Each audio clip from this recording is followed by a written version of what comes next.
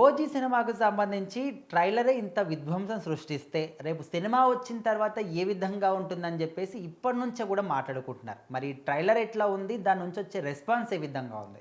అవి విజువల్స్ అన్నీ చూస్తే కనుక నిజంగా మైండ్ బ్లోయింగ్ అనమాట.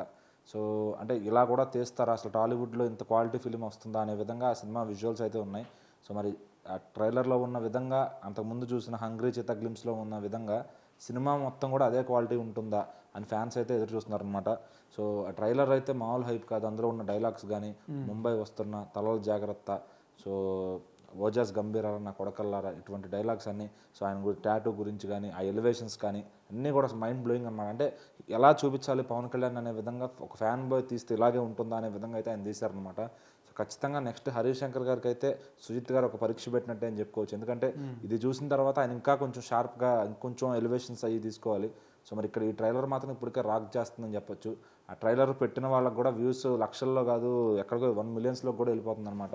అంటే సోషల్ మీడియాలో అంత రీచ్ రావడం మామూలు విషయం కాదు. సో మరి ఎక్కడ చూసినా కూడా ఓజీ ఓజీ ఓజీ అని హైప్లో ఉన్నారు. ఇంకా సినిమా అసలు ట్రైలర్ కూడా అవసరం లేదు, కానీ ఒక ట్రైలర్ వచ్చింది అంటే ఇంకో 3 days ఉంది కాబట్టి ఈ లోపు వస్తే నిజంగా ఫ్యాన్స్కి మంచి హై ఉంటుందన్నమాట. అంటే ట్రైలరే ఈ రేంజ్‌లో ఇంత హైప్ వస్తే రేపు సినిమా హైప్ ఏ విధంగా అదే అంటుంది. ఇదే విధంగా కానీ ఉంటే, ఆ ట్రైలర్లో చూసిన విధంగా కానీ ఉంటే ఇక సినిమాని ఎవరు ఆపలేదు. అది అది ఓన్లీ మన తెలుగులోనే 500 కోట్లు కలెక్ట్ చేయొచ్చు, తెలుగు లాంగ్వేజ్ ఏపీటీఎస్లోనే. సో అంత హైప్ ఉంది. సో మళ్ళీ నాకు తెలిసి పాత పవన్ కళ్యాణ్ గారి ఫ్యాన్స్ కానీ, ఆల్రెడీ రిటైర్డ్ అయిపోయిన మెగా ఫ్యాన్స్ కానీ అందరూ కూడా ఈ సినిమా చూడటానికి మళ్ళీ తరలి వస్తారు థియేటర్స్కి. సో ఈ కొన్ని మూసుకున్న థియేటర్లు కూడా తెరిపించే రేంజ్ సినిమా ఇది. సో బీసీ సెంటర్స్లో కూడా బాగా క్లిక్ అయితే కనుక ఇంకా దీన్ని ఏపీటీఎస్లో తెలుగు రాష్ట్రాల్లో నిజంగా మళ్ళీ నెంబర్ 1 పొజిషన్లోకి అయితే ఆయన వచ్చేస్తారు. అంటే ఒక్క హిట్ కావాలి, దానికి ఒక మంచి హిట్ టాక్ కావాలి. ఇక ఎక్కడ కూడా అలసట లేకుండా, సినిమా ల్యాగ్ లేకుండా, అనుకున్న పర్ఫెక్ట్ టైంలో ఫైట్స్, సాంగ్స్ అన్నీ కరెక్ట్గా పడితే ఖచ్చితంగా అది మంచి హిట్ అయితే కనుక ఆ కలెక్షన్స్ ఇంకా అది ఎవరో ఎస్టిమేషన్ కూడా చేయలేరు. అలాగే నైజాంలో కూడా మళ్ళీ టాప్ రికార్డ్ కూడా పెట్టచ్చు. ఆల్రెడీ RRR, పుష్ప టీవీ టాప్లో ఉన్నట్టున్నాయి సలారు. సో వీటిలన్నింటికీ దగ్గరికి కూడా అది వెళ్ళిపోవచ్చు సోలోగా. ఎందుకంటే దీంట్లో ఏ మల్టీ స్టార్ లేరు, ఒక పవన్ కళ్యాణ్ గారి మీద ఆడుతున్న సినిమా ఇది. సో ఓపెనింగ్స్ అయితే వస్తాయి, కానీ తర్వాత వచ్చే కలెక్షన్స్ అంతా కూడా టాక్ బట్టి ఆధారపడి ఉంటుంది.